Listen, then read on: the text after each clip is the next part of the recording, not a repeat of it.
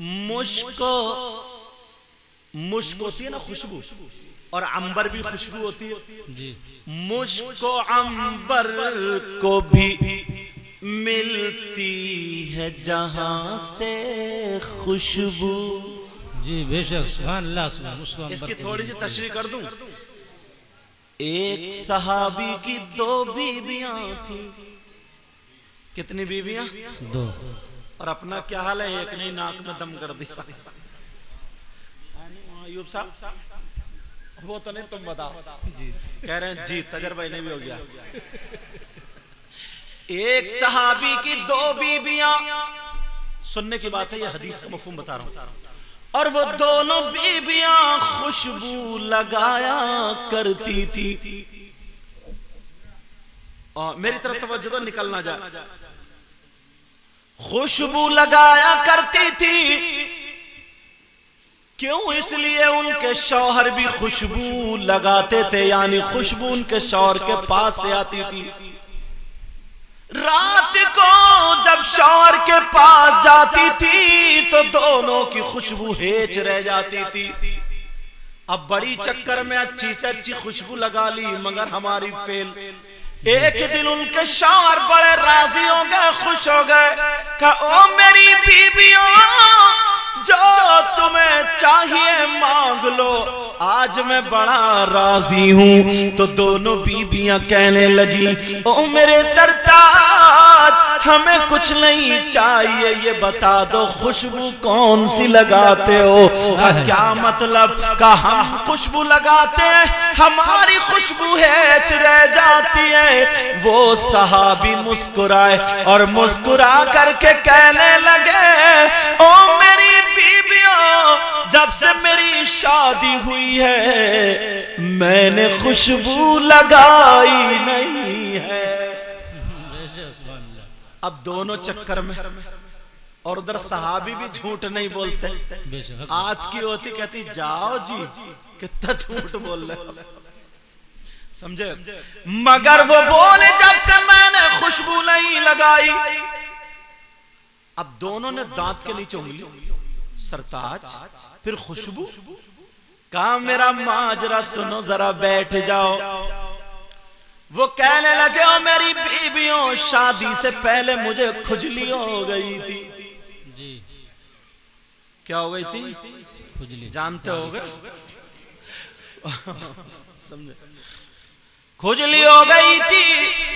صحابی ہیں وہ، بولے مجھے کھجلی ہو گئی تھی، میں دوا کراتا رہا، کھجلی ٹھیک نہیں ہوئی. گرمی کے دل تھے، پریشان تھا، کھجاتے کھجاتے رونے لگا، مگر نبی کی یاد آ گئی.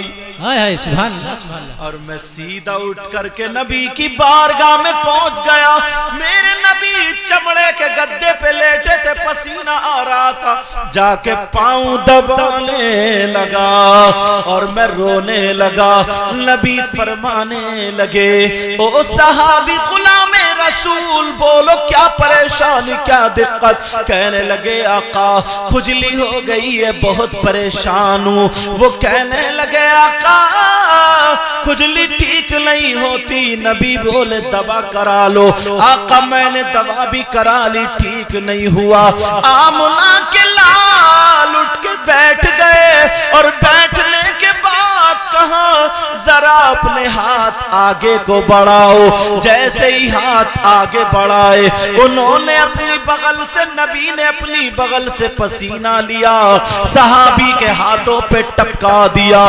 دوسری بغل سے لیا، پسینہ ٹپکا دیا. کہ ہاتھوں پہ مل لو، گھر جا کے پورے جسم پہ مل لینا. وہ صحابی اللہ کی قسم کھا کر کے بولے او میری بیویوں سنو، جس دن میں نے وہ نبی کا پسینہ لگایا تھا میری کھجلی تو اسی دن ختم ہو گئی، مگر خوشبو آج تک نہیں گئی. سبحان اللہ سبحان اللہ.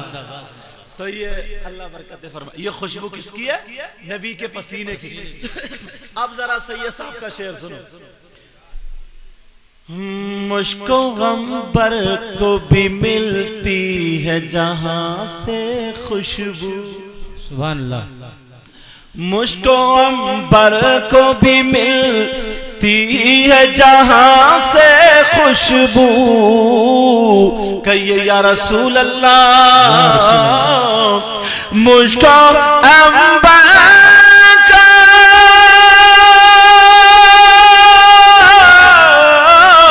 مجھ کو عنبر کو بھی ملتی ہے جہاں سے خوشبو،